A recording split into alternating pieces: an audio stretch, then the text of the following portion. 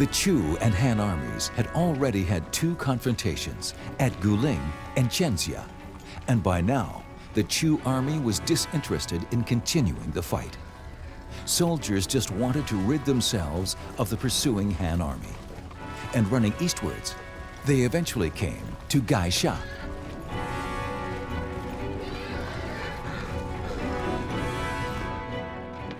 Liu Bang had called for Han Xin to march his army. When he didn't arrive, Liu Bang began to suspect Han Xin of disloyalty. By the time Han Xin had led his army to Liu Bang's camp, he had made his decision. Under no circumstances would he ever betray the loyalty and devotion he had in his heart for Liu Bang.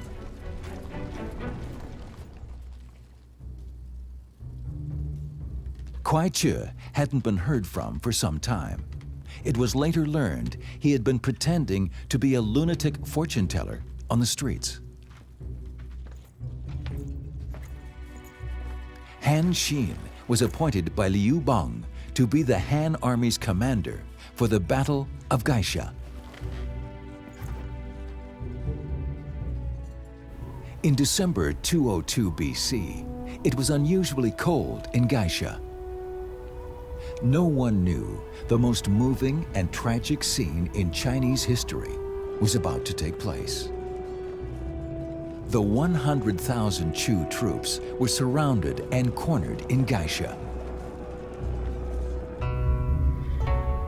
among whom 300,000 were the elite Qi troops personally led by Han Xin. Behind Han Xin, troops of Han spread like a fan or skynet. The army of Western Chu defended the stronghold Gaixia like a rising bird. Xiang Yu had no way out, and he issued commands in beast-like roars.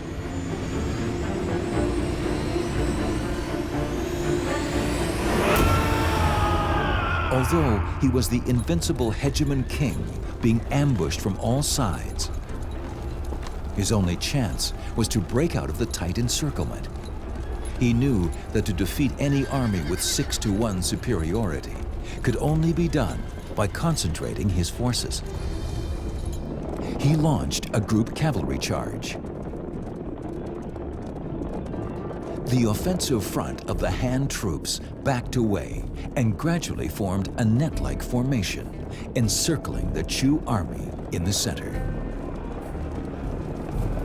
The vanguard of the Han army employed hit-and-run tactics to entice the Chu troops into the encirclement. Then, Han Xin led the central division to fight Xiang Yu's division. Other troops used flanking maneuvers to encircle and attack the left and right wings of the Chu army. Chu army was cut into two parts. When Xiang Yu awakened to the critical situation, the encirclement was already achieved.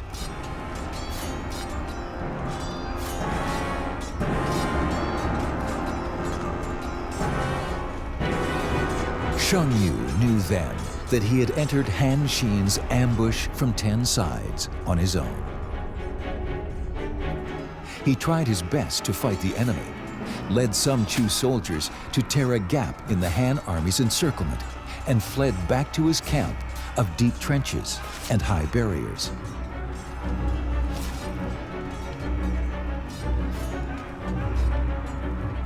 Although the Chu army had enormous casualties, the Han army also suffered great losses.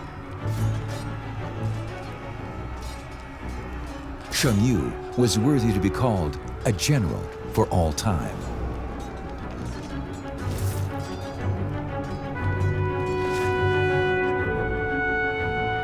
After all, he is the hegemony king.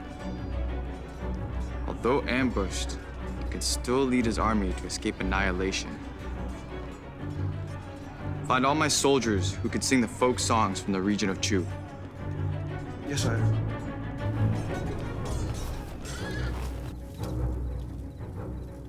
That night, Han Xin instructed the soldiers to sing Chu folk songs.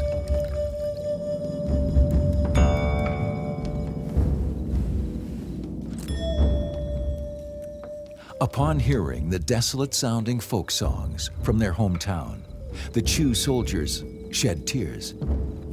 Han Xin's tactic of Chu songs coming from four sides broke the Chu army's fighting spirit. Seeing that his once powerful army of 100,000 soldiers had less than 20% remaining, Xiang Yu felt an overwhelming sadness in his heart. Why are there so many Chu people in the Han army? Tell the men, whoever misses home and wants to desert their army can leave, now. Those who remain will fight with me, side by side, until the last drop of our blood.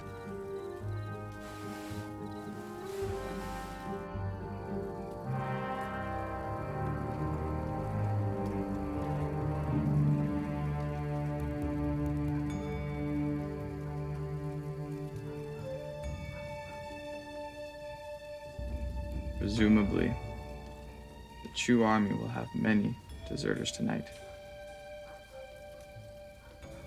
Tomorrow, we will sing Chu songs again. In a few days' time, we can lay siege once more. It's a magnificent strategy.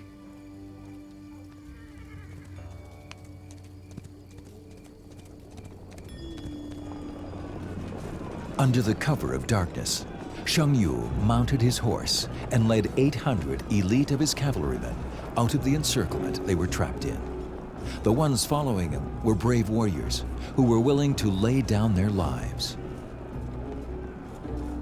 They rode south, and the Han army didn't notice the escape until dawn. Despite being enemies, warriors could admire and respect one another.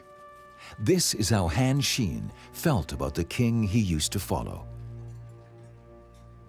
So the question is, did Han Xin want to leave his previous master a way out? Or did he indeed neglect to take precautions? Regarding this notion, there's no documentation.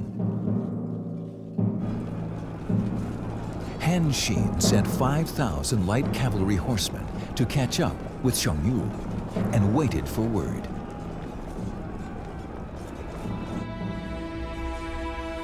It was later reported that after a fierce battle, Xiang Yu committed suicide near the Wu River. He was 31 years old.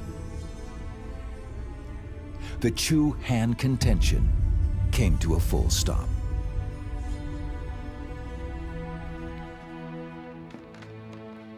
In early 202 BC, with the support of Han Xin and others, Liu Bang proclaimed himself emperor and was enthroned in Dingtao. He would be known as Emperor Gaixia of Han. Then, without delay, the newly crowned emperor Liu Bang took away all of Han Xin's military power and demoted him from the fertile region of Qi to the area of Chu, conferring upon him the title King of Chu.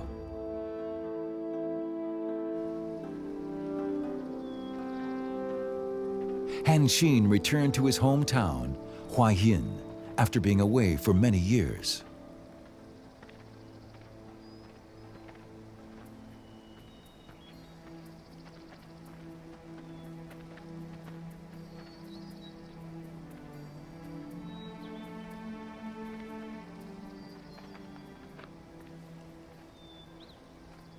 Madam, are you the washer lady from Huaiyin? There are many washer ladies in Huaiyin. I am Han Xin. Please, accept my bow of gratitude. You're the young man who spent 2 days fishing and never caught anything. Yes, you remember. And I remember your kindness. Your food and encouragement prevented me from being a street beggar. I was just being kind to a hungry young man.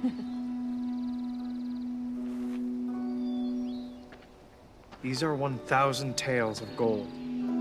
A gift rendered by the King of Chu.